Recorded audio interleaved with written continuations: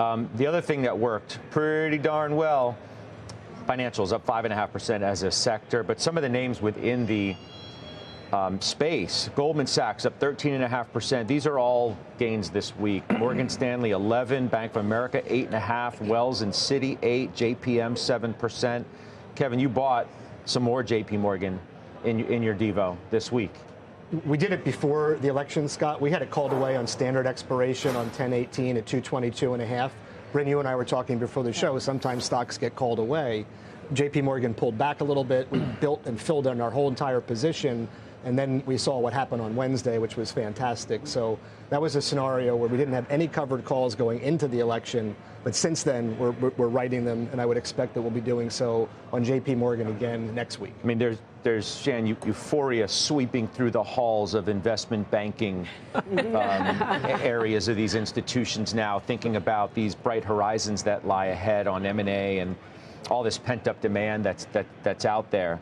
Regulations coming in. How should we think about this space now? Yeah, there's two legs to this. It's deregulation at, sort of the industry level, and so an accelerant to realizations to portfolio companies, particularly in the private equity space. If you look at areas like industrials, technology, and consumer, you also, Scott, although it had already been diluted, this changes the game once again for Basel III Endgame, and so you're getting these two lanes of potential acceleration for financials. And so, and the last thing is really thinking about if there is a thrust for growth, you could even touch that regional banking component of it because their credit book might look a lot better at the end of next year than it does now. So it makes sense. I think people looked at 2016 and we're sort of looking at that playbook. It's a different playbook today, but it doesn't mean that there isn't the same type of impulse for financials right now.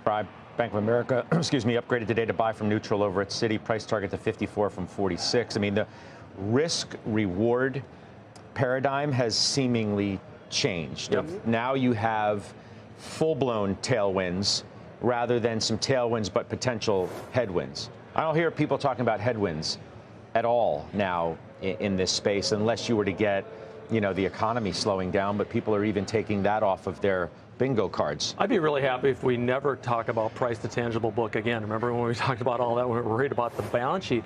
I think what we're seeing is the theme is finally working. What's the theme? Scale. So Bank of America because of Merrill Lynch, JPMorgan because of the gold standard, Citigroup because of the turnaround, Morgan Stanley because it's the last of the big box retailers in terms of the brokerage business, Goldman Sachs because of investment banking. And so those scalable business regions because of the regional banks that have over-reserved that are probably going to see some combination and or use that over-reserved money to buy back more stock and pay dividends. I got any private equity people up here? I mean, does anybody own any of the PE firm stocks? Blackstone. Because, I mean, those are ripped, too. We can show some of them on the week. Ares, KKR, Blackstone, BlackRock. I mean, a lot of these places have just had incredible gains this week. The assets Carlyle. The assets that these PE firms that acquired when interest rates were 0.1% are pretty amazing. And so what's going to end up happening now when you start to see interest rates settle in there, I think you're going to see even more activity. And so given the also private lending that a lot of these private equity companies are doing, I think these stocks look very, very good.